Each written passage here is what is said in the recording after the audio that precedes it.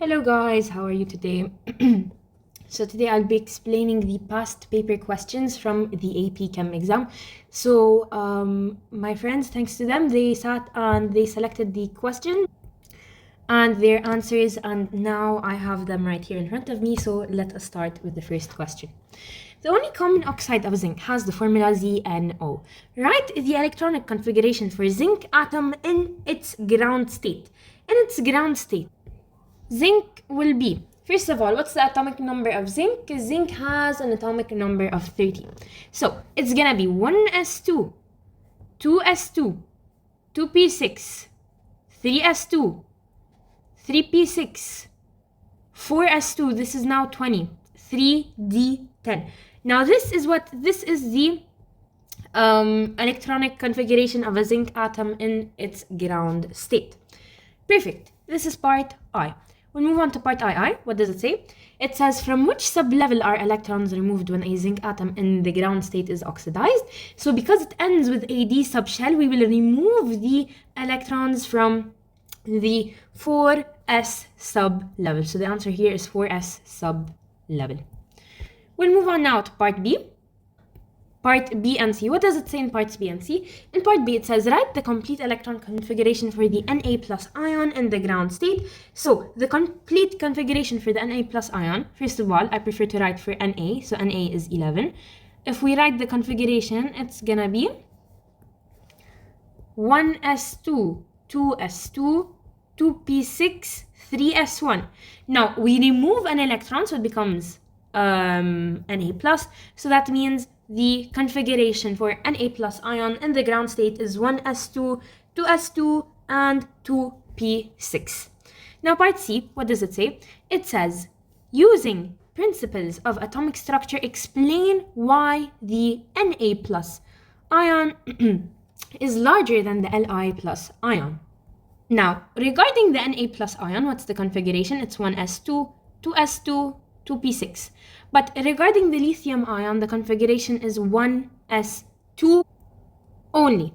So, what can we infer from this? We can infer that the valence electrons of Na+, which are 2s2 and 2p6, are at a higher energy level than what are at a higher energy level than... So, they're at a higher energy level than those of lithium. So, because they are at a higher energy level, they are what? They are farther from the nucleus, and because they are farther from the nucleus, this is what makes the ion larger. So, now we move on to this next question over here. It says, the energy required to separate the ions in the MgOH2 crystal lattice. Separate the ions means you're taking the ion away. So, this is the ionization energy to remove an electron. Into individuals, and Mg2 plus gas and OH minus gas ions are represented in the table below. It is from blah blah blah. Explain why in terms of periodic properties and Coulomb's law. So we need to explain what? We need to explain why the lattice energy of SrOH2 solid is less than the lattice energy of MgOH2 solid. So, in my opinion, we're gonna get rid of the OH2 because it's common between them. And we're gonna deal with what? We're gonna deal with the ion, which is Sr2 plus and Mg2 plus. So we start with the electronic configuration of Mg2 plus. It is neon 3s2. And then Sr2 plus, it's electronic configuration is what it is. What is it? Krypton 5s2.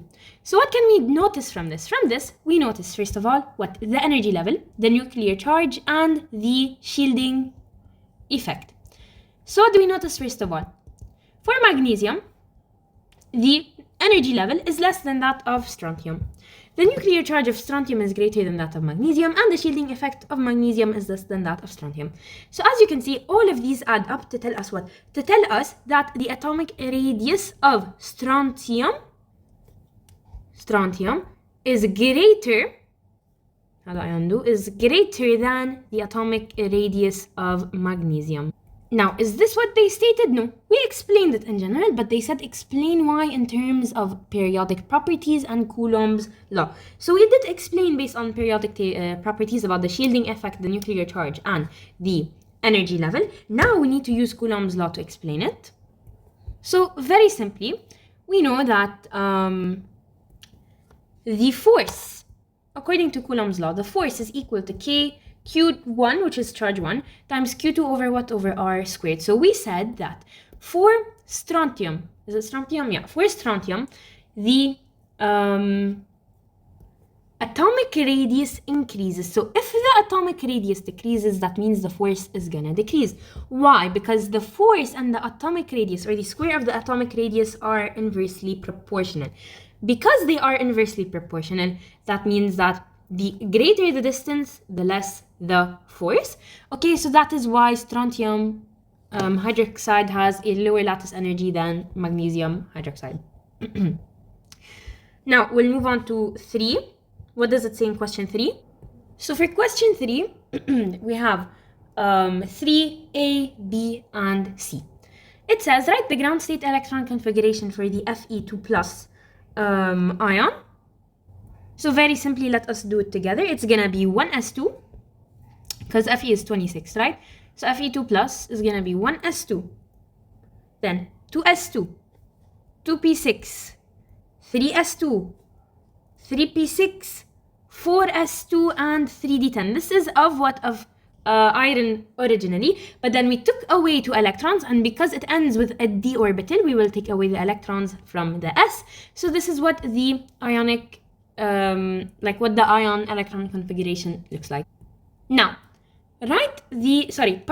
The radii of the ions are given in the table below. Using the above principles of atomic structure, explain why the radius of Fe2 plus ion is larger than that of Fe3 plus ion. So this is actually a really, really nice concept. So we take the Fe2 plus configuration, and now we do the Fe3 plus configuration. It's the same exact method. So 1s2, 2s2, 2p6, 3s2, 3p6, 4s2, and 3d10. But now we do what? We remove 3 electrons. So we start with the s because we end with a d orbital, and then it will become 3d9. So now look what happened. They said take the very last orbital and draw its box. Okay, this has 1, 2, 3, 4, and 5. This has 1, 2, 3, 4, and 5. Let's draw how many electrons here. We have 1 up, 1 up, 1 up, 1 up, 1 up, 1 down, 1 down, 1 down, 1 down, and 1 down. Right here we have 1 up, 1 up, 1 up, 1 up, 1 up, 1 down, 1 down, 1 down, 1 down, and that stays up.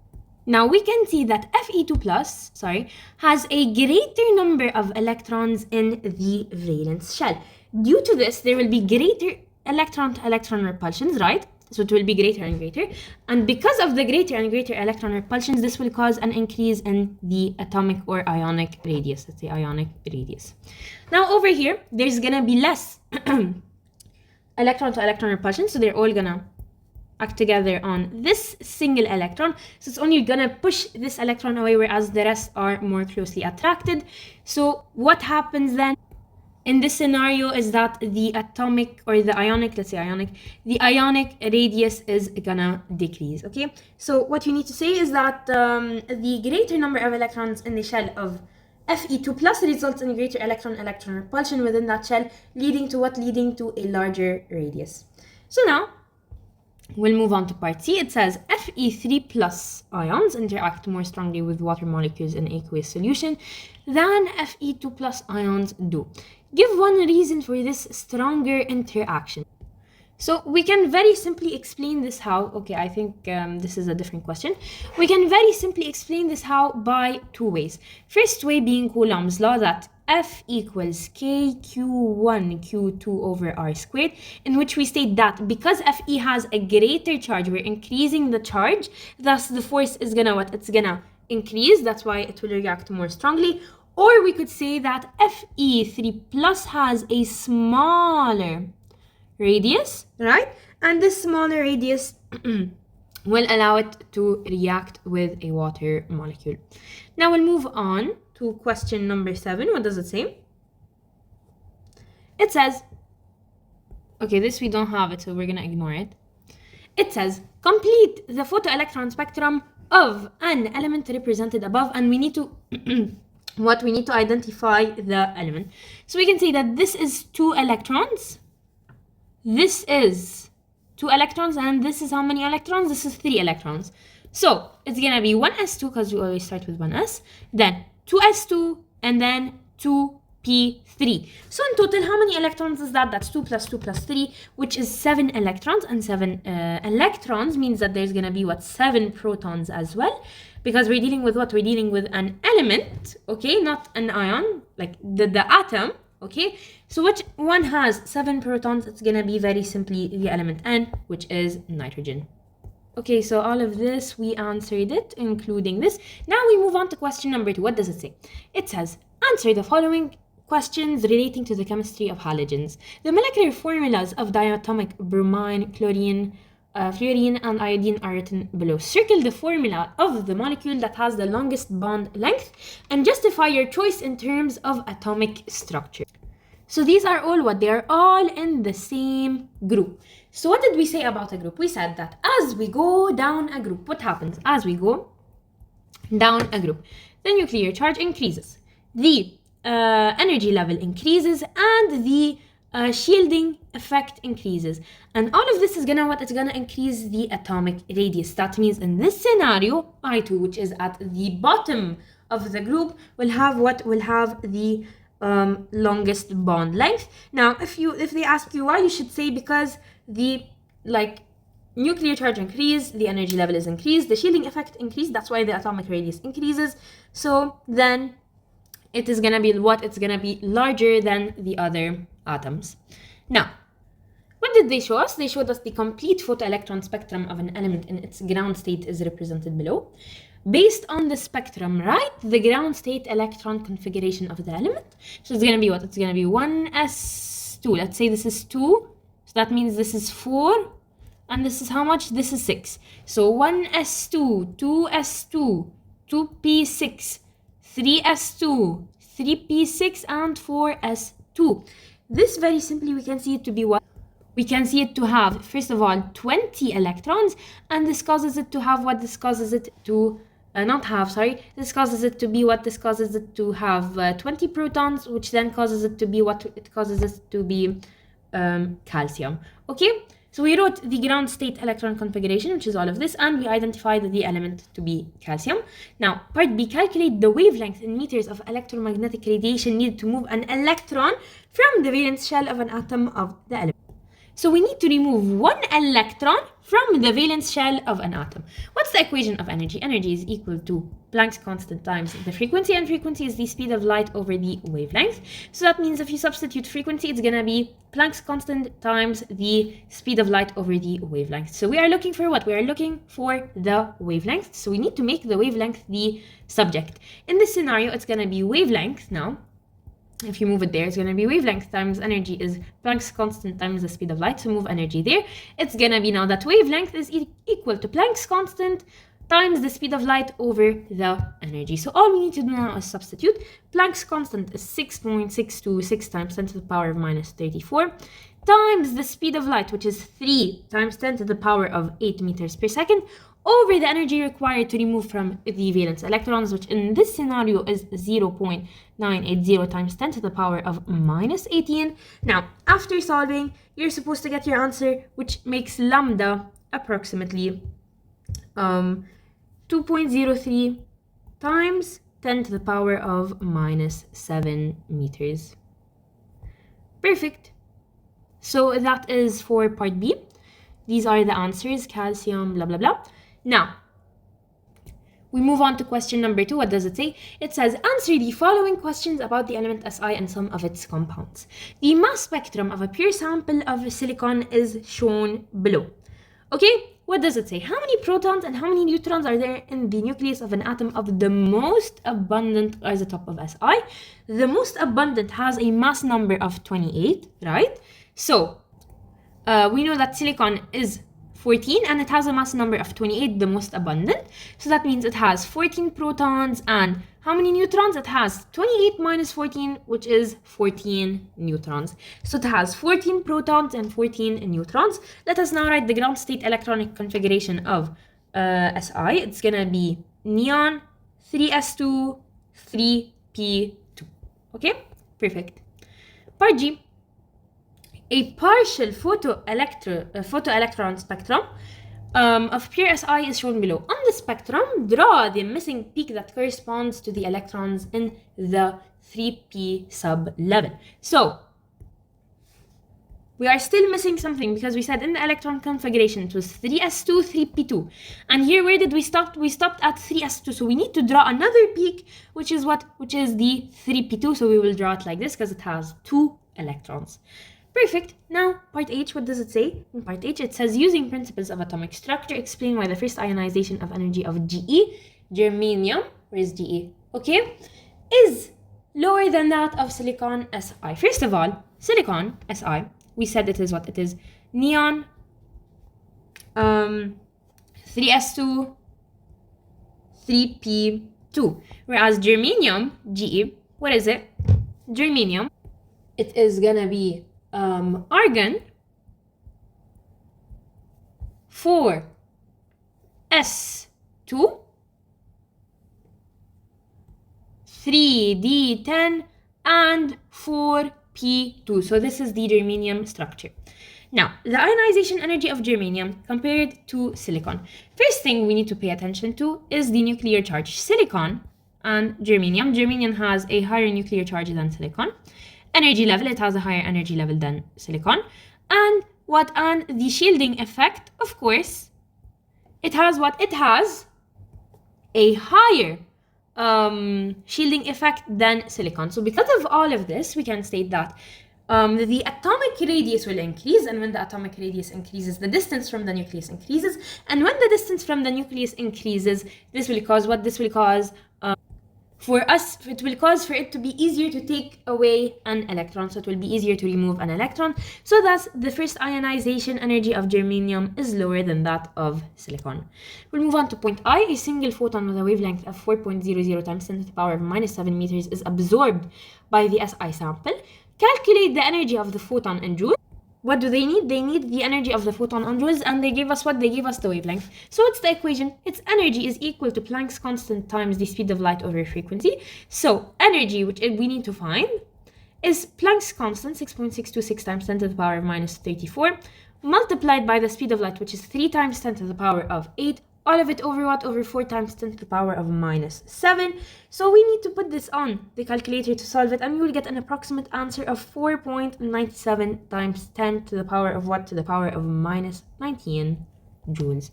As you can see, here are all the answers. Now we'll move on to question number 3. What does it say in question number 3? It says, answer the following question related to the element aluminum. We need to write the full configuration of aluminum. It is neon 3s2 3p1. Perfect. Now, based on the principles of atomic structure, explain why the radius of the aluminum atom is greater than the radius of the aluminum 3 plus atom. So, very simply, we know that in the aluminum atom, if we were to do its electronic configuration, it's Ne 3s2 3p1, right? Or if you want to write it fully, let's write it fully. I think it will be better. It will be 1s2, 2s2, 2p6, 3s2, 3p1. Now, in the aluminum 3 plus, what did we do? We removed 3 electrons. So you remove 1, 2, and 3. And we're left with this structure. Now, what happened? We decreased the energy level. So we went from energy level 3 all the way to energy level 2. So when we decrease the energy level, what happens? The atomic radius is gonna decrease. And if the atomic radius decreases, that means the electrons are closer to the nucleus. And when they are closer to the nucleus, this makes it like smaller, right? So this is why the Al3 plus is smaller than the aluminum atom. Now we move on to question number 6. What does it say? A student wants to determine the concentration of permanganate, blah, blah, blah. The student plans to use colorimetric analysis because solutions containing this have a purple color. To determine the optimum wavelength of an experiment, what measures, blah, blah, blah. The students take a sample. Okay, they want us to identify the optimum wavelength that the student should use for the experiment. So here you should take the top answer, which is this over here. It's the most highest point, the most highest answer. So what is the value? The value is 525 nanometers. So the optimum wavelength is 525 nanometers. Perfect. Now, we'll move on to question number 1. What does it say in question number 1? It says, answer the following question related to manganese compound. Write the complete electron configuration for an manganese atom in the ground state. So you guys should know how to do it. So it's gonna be 1s2, 2s2, 2p6, 3s2, 3p6, 4s2, and what? And 3d5. So this is how the manganese looks. Now, what does it say? It says when manganese form cations, electrons are lost from which subshell first? Because it ends with the D subshell, it will lose electrons from the nearest S subshell first. So we can say that it loses electrons from the nearest S subshell, which is 4s in this case. Now, part C, a potential energy diagram for Cl2 is shown in the following graph, right? Now, based on the graph, what is the bond length in pictometers for Cl2? We said, how do we find the bond length? We go to the lowest point and we take it. So you always need to do plus or minus 10, okay? But in this scenario, it's exactly 200, so you're gonna write 200 picometers. Now, a student finds that the average AlCl bond length is 220 picometers and the average bond energy is 425 kilojoules. Draw the potential energy curve. Here we'll need to make it smaller. For the average AlCl bond on the preceding graph. So we said that it's 220 picometers, the bond length, right? And minus 425 kilojoules per mole. So very simply, we will draw it like this, right? It will go down here to almost 220, and then it will go up and it will continue like this. Let me draw it a bit better, actually. It will go down like this. It will stop at 220, and then it will go up and continue like this. So it's supposed to look something like this. Why? Because it's supposed to end at approximately 220. I tried my best. And the energy level, actually, it should be a bit lower, by the way. So let me do it again. The energy level is here. So it should be something like this. It should be what? It should be under minus 400 because it's 425 kilojoules. So as you can see, 200 pictometers, and perfect. They put the graph, and these are only the past papers we need to do. Thank you guys for watching. I hope you enjoyed and have a wonderful